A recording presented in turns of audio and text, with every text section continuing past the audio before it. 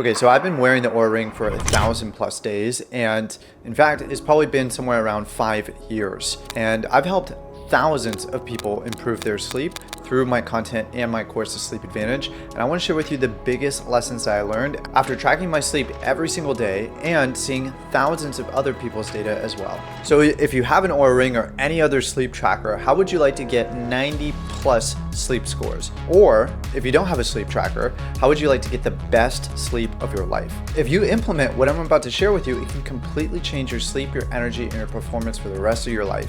Now, I'm not going to share every single little thing that I've learned, but I'm going to share with you the most important buckets to think about when you start to optimize your sleep.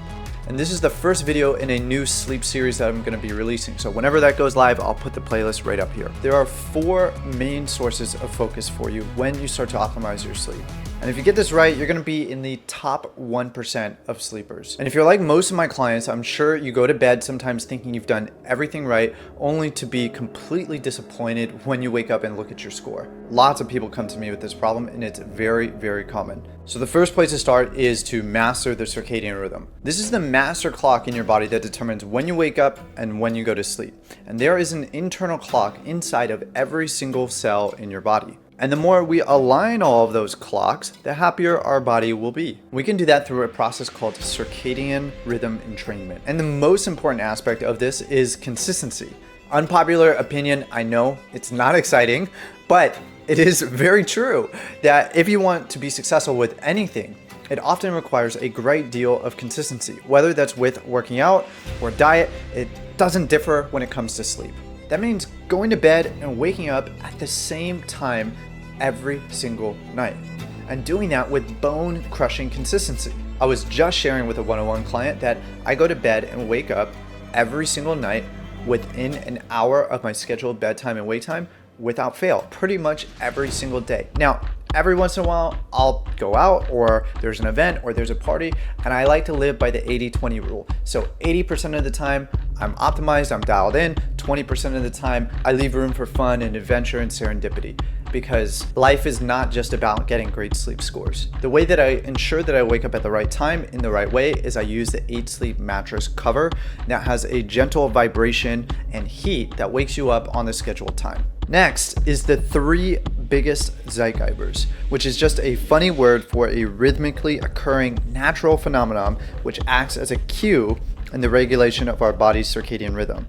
So that first zeitgeber is light timing. Going outside in the first hour of the day after you wake up and getting some sun exposure in the eyes and on the skin. I suggest for my clients to go for a 20-minute walk in the morning, and we'll get into why in just a few minutes here. This also means going outside in the middle of the day to signal to your body what time of day it is, and in the evening as the sun comes down on the horizon, and making sure that we're also minimizing blue light exposure in the evening. The second zeitgeber is movement, and that's where that 20-minute morning walk comes in. We're cueing our body first thing in the morning, getting that light exposure and that movement by going for that 20-minute morning walk. That's what I call a twofer. That also means getting movement throughout your day at similar times. So that could be walking after each meal, which is very important, which we're going to talk about in just a second here. Or it could be working out at the same time every day. And wink, wink, when you go out for those walks, you're also getting more light exposure. The third zeitgeber for your circadian rhythm is going to be your feed fast window. That means eating breakfast, lunch, and dinner at the same time.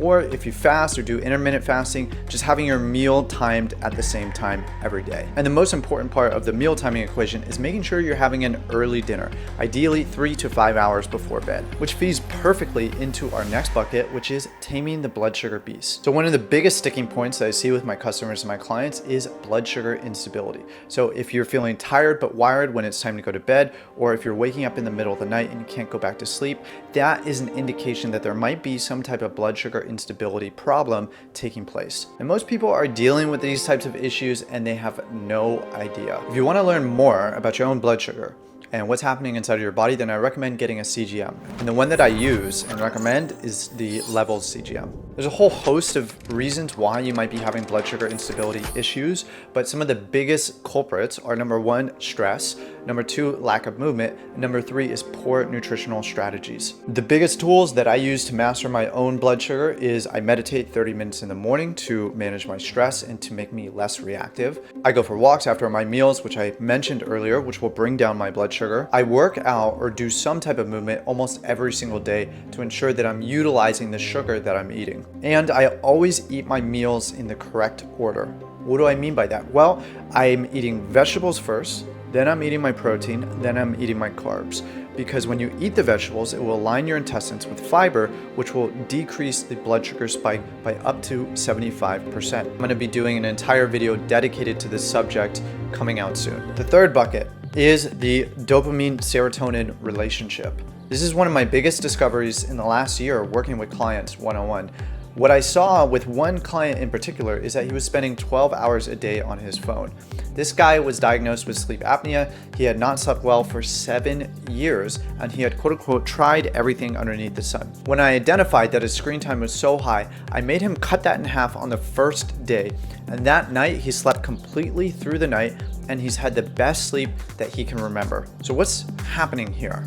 Well, when I dug into the research, what I discovered blew me away. There is a inverse relationship between dopamine and serotonin. When dopamine goes up, serotonin comes down. It's been my observation after looking at lots of people's sleep data that we are a population that is really struggling with overstimulation. When you're spending a lot of your dopamine, you're expelling it, you're using it, it is very hard for our bodies to get back into rest and digest. Dopamine is a stimulating neurotransmitter, neuromodulator, and it makes us feel a little activated, a little stressed. This is on the sympathetic branch of the nervous system. And serotonin is a relaxing neurotransmitter, neuromodulator. So this makes us feel at ease, content, all is well in the world, and everything's going to be all right.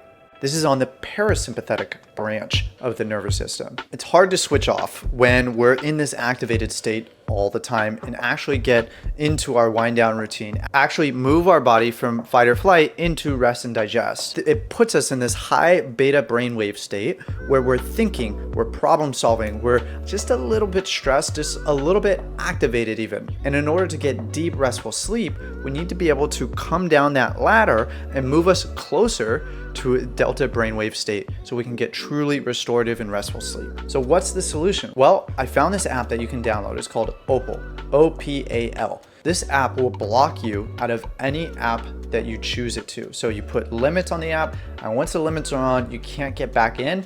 And if for whatever reason you really need to get back in, you can create a break, but the break only lasts a certain amount of time. And then once it closes, the breaks get longer and longer. So this has dramatically reduced my own screen time and the screen time of my friends and clients. I'm sure there's people who are gonna watch this video, do everything, and still get bad sleep scores. So what's missing? Well, this is where the fourth bucket comes in, and I call it the happiness hypothesis.